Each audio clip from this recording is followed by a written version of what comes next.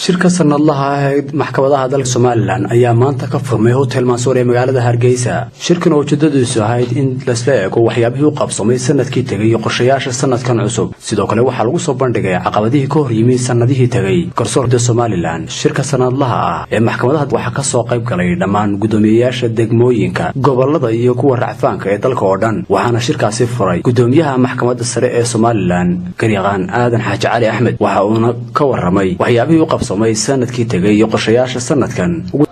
shirkeenan waa shirkii aynu qabanaynay 3 sano u dambeeyay ee sanadlaha ahaa ee aynu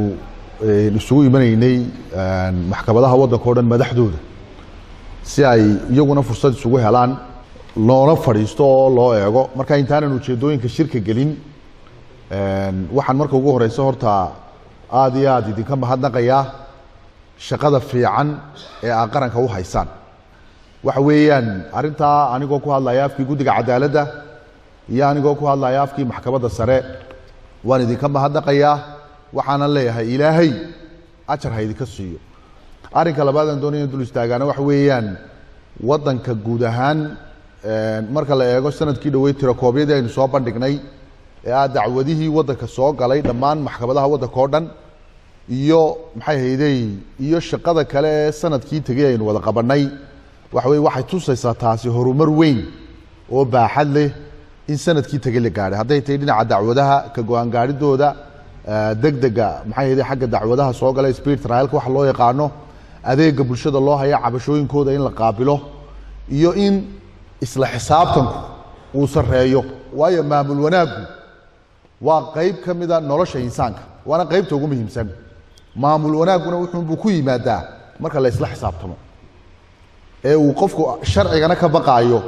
in wax laga weydiiyo talaabo kastuu qaadayana uu og yahay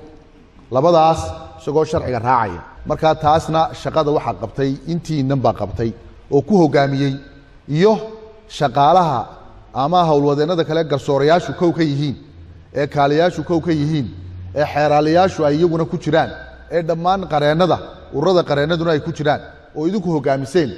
ayaa ma garanaysaa ayaa shaqada qabtay. jirweynaheenani wuxuu daaran yahay 4 arrimood. arinta koowaad waxa weeye kow inaynu isu xog warano qorshihii sanadkii noo yaalay maxaa ka hirgalay oo ay gobol waliba jeediyaan wixii sanadka hore jiray maxaa ka hirgalay guulahay gaadheen waxqabadkay gaadheen wixii maxay hayday uga hirgalay. qodobka labaad oo kalena waxa weeyaan maxaa caqabad ka hor yimi waxa kale inuu maxay hayday hadii ilaahay yiraahdo eegi doonaa caqabadaha sanadkan soo socda maxaynu qorsheynaynaa maxaa qorsheynoo yaalaynu qorsheyn doonaa hadii ilaahay yiraahdo oo muhiim iyo kala horeyn iyo inoo yeelanaya maxaa inoo yeelanaya taas ayaduna muhiima oo aynu dajin doonaa hadii ilaahay yiraahdo inagoo ka duulayna sanadkii hore waxaynu qabanay iyo caqabadaha inaga hor yimi labada inagoo ka duulayna ayaa iyaduna muhiima. ugu dambayna waxaynu maxay hayday isu qaybin doonaa inagoo eegayna qorshe hawleed ballaaran oo badh ka noqon doona maxay hayday 5 sano ee soo socota iyadoo la curinayo istiraatiijiyadeedii waayo qorshihii lagu shaqeynayay 5 sano tagay ayaa dhamaaday. marka inagoo badh ka ah oo qayb garsoorti kamid ah waaxihii kalena ay ka qayb qaadan doonaan waxa badh ka noqon doontaan maxay hayday qorshaha in aragti ka dhiibataan iyo ina wax ku dartaan. waxa kale oo jira team khubara oo arinta idin kala shaqeyn doono idin wareysan doona oo wax ka ogaan doono la idin sheegi doona hadii ilaahay hadceliyay garsoorayaasha kala duwan ee dalka iyo guddoomiyayaasha maxkamadaha dalka heerarkooda kala duwan.